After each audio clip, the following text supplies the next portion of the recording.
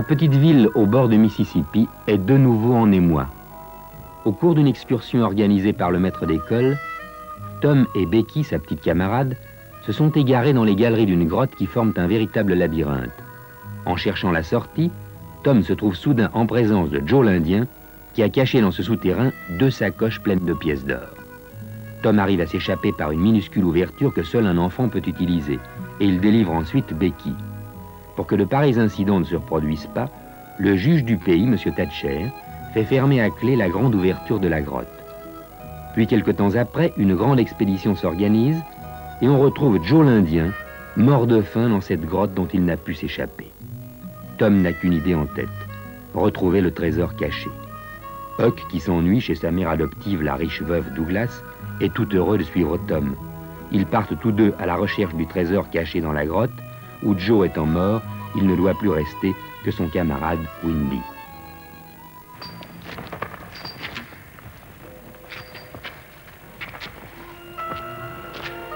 Hé, prends les torches. Donne.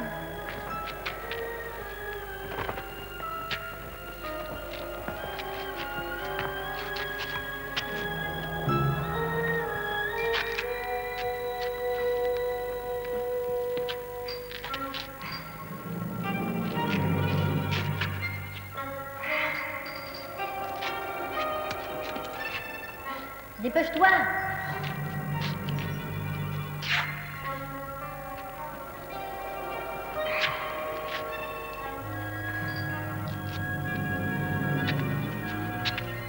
Et avec ma ficelle de cerf-volant, tu vois, on ne peut pas se perdre. Il n'y aura qu'à la suivre jusqu'à l'entrée de la grotte quand on voudra en sortir.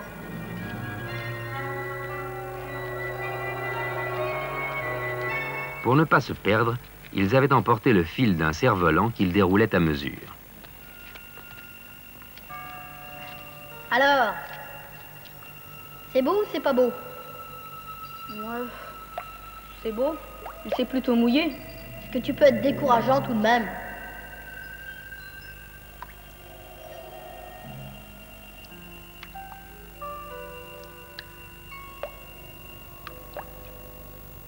Regarde.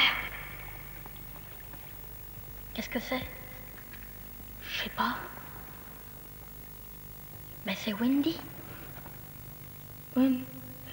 Windy? Joe l'Indien a dû l'assassiner. Oh, t'es fou, pourquoi? Bah, pour prendre le trésor, pardi. Oh là.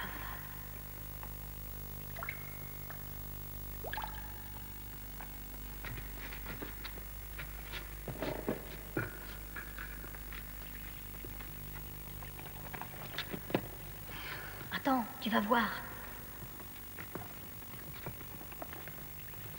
Là, cette marque faite à la chandelle. Ça, c'est une croix? Viens voir.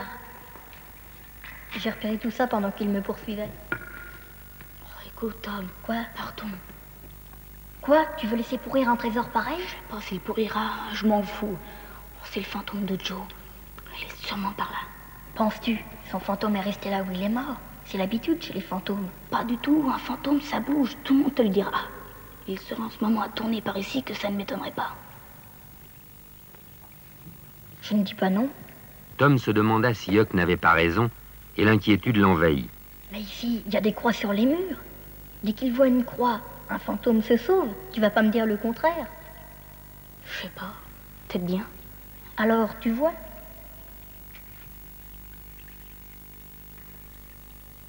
Le silence et l'obscurité leur serraient le cœur. T'entends quelque chose? Non, rien. Je me méfie.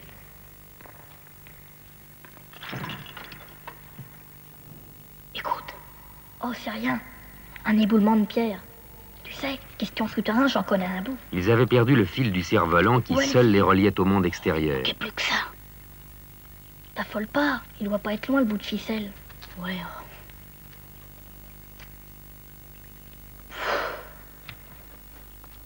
Ah, le voilà.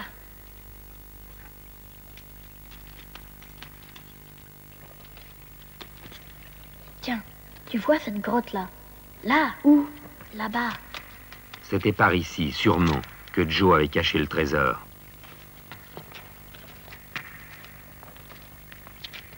C'est là que Joe et Windy dormaient quand ils devaient se cacher.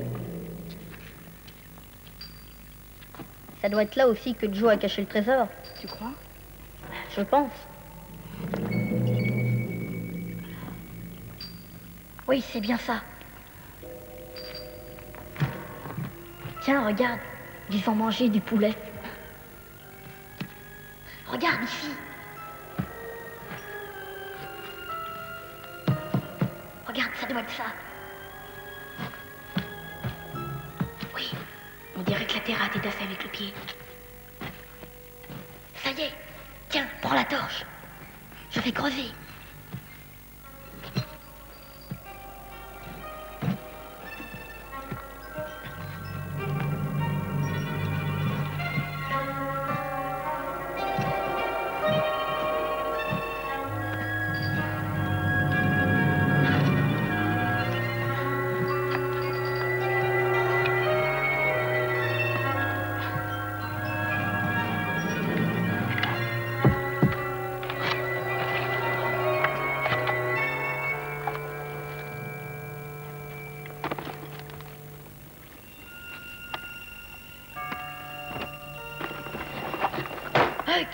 Ça y est, on l'a.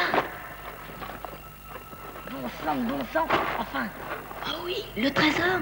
Eh bien, t'en mets du temps à comprendre, toi.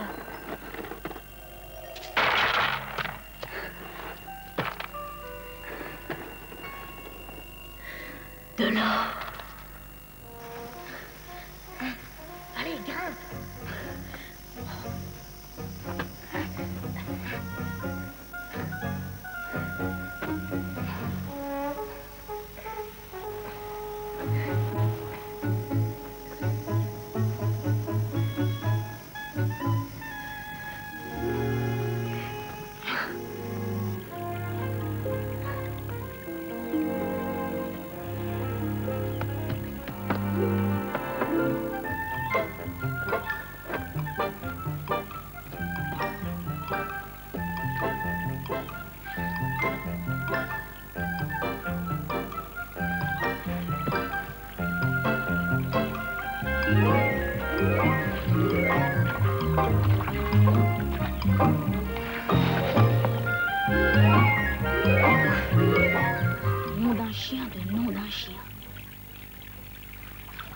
Ils avaient l'intention de cacher l'argent au-dessus du hangar à bois de la veuve pour le compter et le partager le lendemain matin.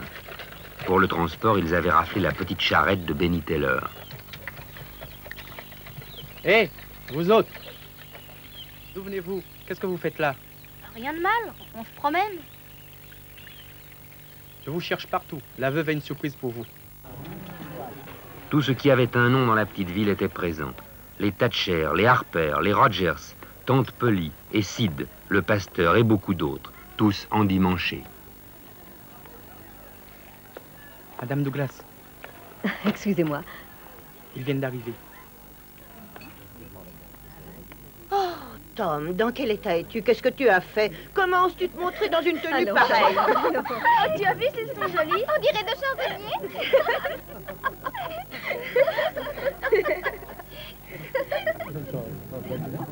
Mais qu'importe leur aspect extérieur. Réjouissons-nous plutôt d'avoir parmi nous ces jeunes gens. L'extérieur, à notre humble avis, est secondaire. Ce qui compte réellement... Ce qui compte réellement, c'est que je n'aime pas voir Tom la figure sale et les vêtements déchirés. Allez, viens, on s'en va. Qu'est-ce qui te prend? Oh, il y a trop de monde. Je suis pas habituée. T'en fais pas, puisque je suis là. Mesdames, messieurs, chers amis, s'il vous plaît, un peu de silence. Chers amis, élevons nos cœurs. Soyons tous fervents et unis. Veuillez ne pas oublier que nos pionniers étaient des gens déguenillés, couverts de sueur et de poussière, la barbe hirsute, et que ce sont eux pourtant qui ont fait cette glorieuse nation à laquelle nous sommes fiers d'appartenir. C'est pourquoi, mes chers enfants, j'ose saluer en vous les héroïques successeurs de nos grands ancêtres. L'état lamentable des enfants offrit au procureur l'occasion de reprendre une fois de plus son thème préféré, la grandeur de l'Amérique et l'héroïsme des pionniers avant d'en arriver au cas particulier et mon Dieu assez insignifiant de Huckleberry Finn. Étant donné que son père, vagabond et ivrogne bien connu, avait disparu depuis plus d'1 an, le juge se proposa de le déclarer mort légalement et de nommer tutrice la veuve Douglas. Madame veuve Douglas pourra devenir sa tutrice légale. Huck trouvera chez elle un foyer, il recevra une éducation. Plus tard, elle l'aidera à tenir un commerce. Et ainsi, son avenir sera assuré. Bravo, monsieur le procureur, bravo. Je vous remercie tous. Merci. Merci. Toutes mes félicitations. S'il est une personne qui mérite cette belle responsabilité, c'est bien Oh, vous. comme je suis contente, je suis folle de joie. Alors, on part, oui ou non? Minute. Huck n'a pas besoin de ça. Mais qu'est-ce que ça signifie? Explique-toi. Madame Douglas est bien gentille, mais elle peut le garder, son argent. Il en a plus qu'elle, de l'argent. Oh, mais Tom, en voilà des façons. Je veux dire qu'il a fait fortune. Le sentiment des convenances empêcha les assistants de répondre à cette plaisanterie déplacée. Il a dû être très éprouvé par ses aventures souterraines. Oui, il est sûrement souffrant.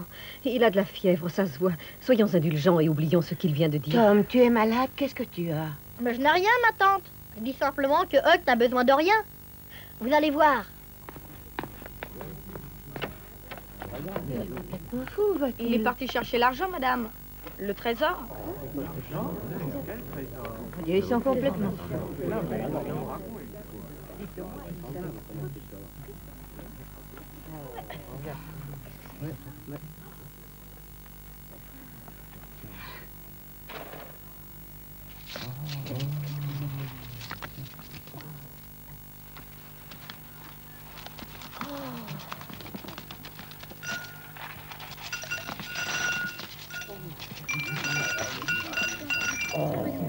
Voilà. La moitié est à lui. Et l'autre moitié est à toi, Tom? Oui, Becky. Ce trésor, d'où sort-il? Je veux le savoir. En ce qui me concerne, je ne comprends plus rien. Absolument rien. Nous avions pensé leur faire une surprise. Là-dessus, c'est tout le contraire. C'est eux qui nous la font. En vérité, c'est le monde à l'envers. Mais c'est aussi bien ainsi. On compta l'argent. Il y en avait pour plus de 12 000 $. Aucun des invités n'avait encore vu pareille fortune étalée devant lui. La stupeur passée, le juge décida de placer le tout à 6%, ce qui allait donner à chacun des enfants le revenu fabuleux de 1 $ par jour. Bonjour, Tom. Bonjour. Regarde un peu ma nouvelle acquisition. Et ce n'est qu'un début.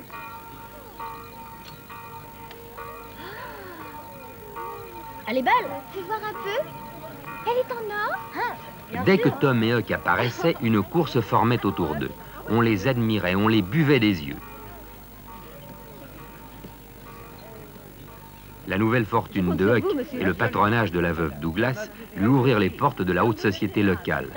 Mais ce pauvre Huck, il fallait presque l'y amener de force.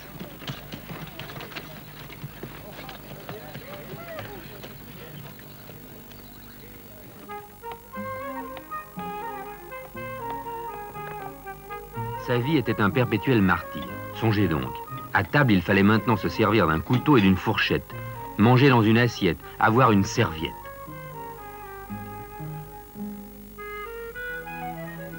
Notre Père qui êtes aux cieux, que votre nom soit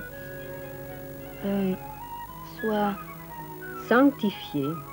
sanctifié, que votre nom soit sanctifié, Que votre que règne... votre règne... Il fallait aller à l'école du Les dimanche. enfants, vous connaissez tous le chapitre des noces de Cana,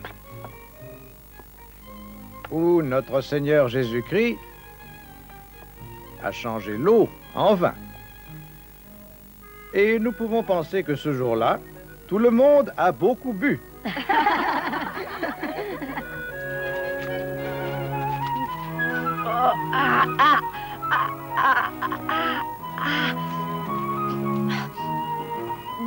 Les domestiques de la veuve le lavaient, le peignaient, le brossaient, le bichonnaient. Il avait l'impression d'être un singe savant dans un cirque.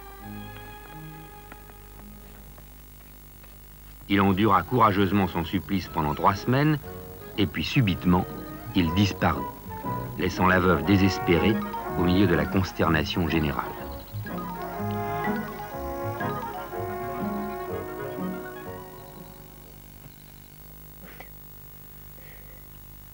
Je ne comprends pas pourquoi il a disparu. Cet enfant avait tout ici pour être heureux. Je m'occupais constamment de lui, je veillais sur son éducation. On le chercha partout. On sonda le fleuve à l'aide de gaffes et de filets. À l'aube du 3e jour, Tom se rendit au vieil entrepôt inutilisé depuis des années.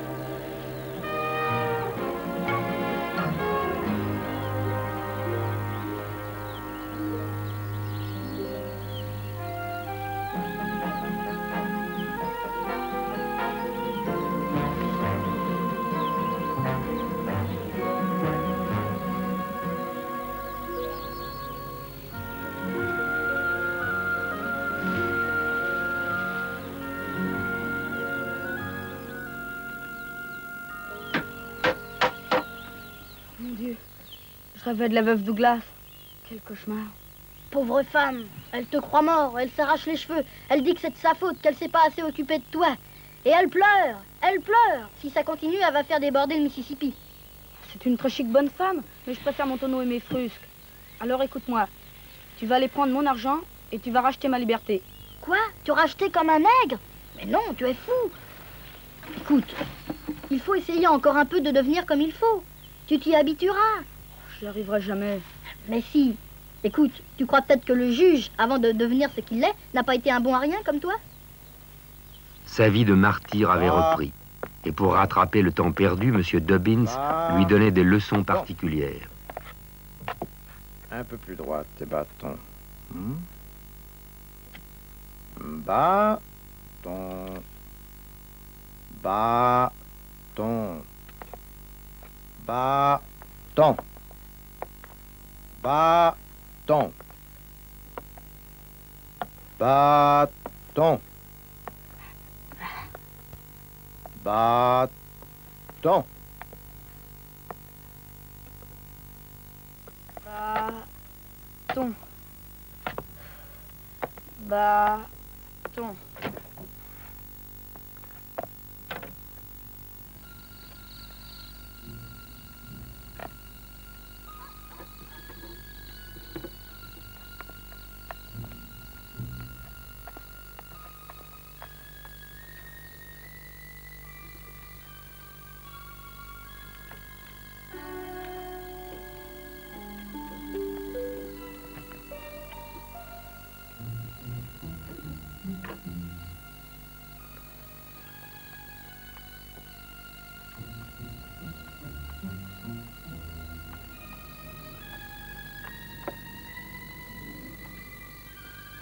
Allez, en route.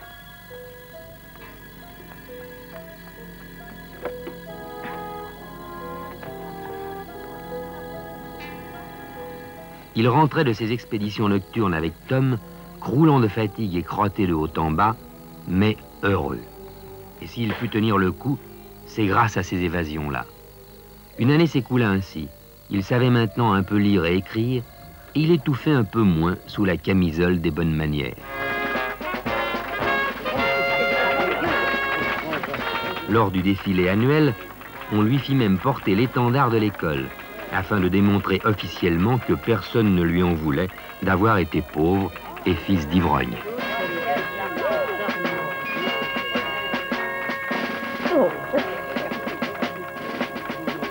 On a beau aimer la solitude, il y a des moments où elle est lourde à supporter.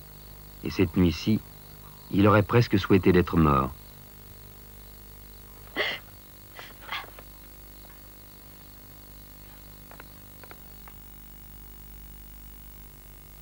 Une araignée à cette heure-ci, et de plus sur l'épaule droite, c'était de très mauvais augure.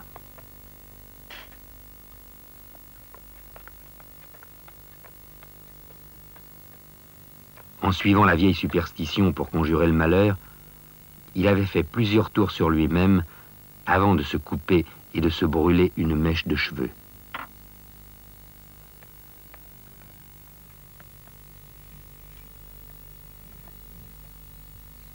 Mais il n'avait qu'une confiance limitée dans ce procédé-là. Mais 4 jours plus tard, c'est-à-dire le mercredi suivant, il avait plu cette nuit-là.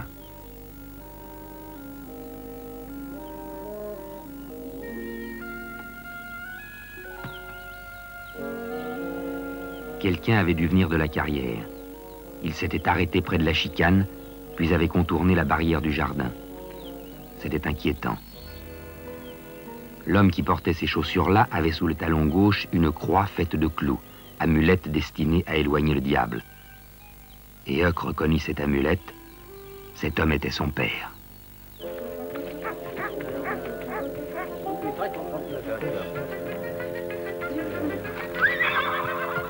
Attention. Oh, excusez-moi, Garde devant monsieur. toi la prochaine fois.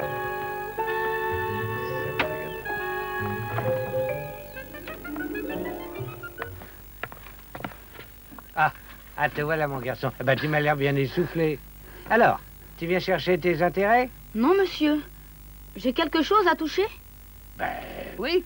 Tes derniers 6 mois d'intérêt. Plus de 150 $. Une petite fortune pour toi. Pas vrai? Remarque, le mieux, ce serait que je les place avec le reste. Sinon, tu les dépenseras. Oh, je ne tiens pas à les dépenser, j'en veux plus, monsieur. Plus du tout. Ni des 6 000, ni du reste. Ah, mais je ne te comprends pas. Je ne veux ni le capital, ni les intérêts. Je ne veux plus qu'on me parle de ça. Oh, faites-moi plaisir, monsieur. Débarrassez-moi de mon argent. Comment tu veux te défaire de tes 6 000 $? Avec tous les intérêts? C'est pourtant pas difficile, je vous donne tout. Mais qu'est-ce qui t'arrive? Monsieur, je vous en prie, monsieur. Prenez mon argent et ne me posez pas de questions. Ou alors je serai forcé de vous mentir. Et comme dit la veuve, les petits menteurs deviennent plus tard de grands voleurs. Et je ne veux pas devenir un grand voleur. Le juge savait très bien qu'il était inutile d'insister. Du moment que ce drôle de petit bonhomme se refusait à parler, il n'y avait rien à faire. Bien, je crois que je commence à comprendre. Nous allons arranger ça. En somme, tu veux me vendre ton argent, c'est ça? Bon. Eh ben. Voyons.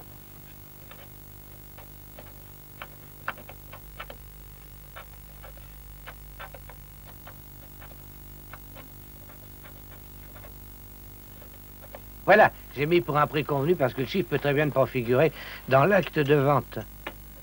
Voilà, $1. Que tu prends, allez, prends-le. Et là, tu signes. Ici. Voilà, tu sais ton nom, hein? Ah.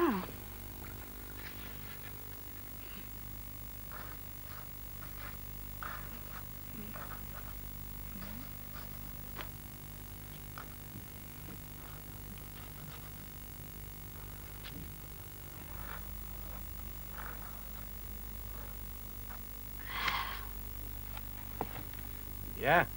Voilà. À partir de cette minute, ton argent est à moi. C'est bien ce que tu voulais, n'est-ce pas? Oui, monsieur. Merci, monsieur. Le juge avait fort bien compris les intentions de Huck. Il avait donc accepté l'opération afin de mettre son argent en sûreté contre toute manœuvre éventuelle.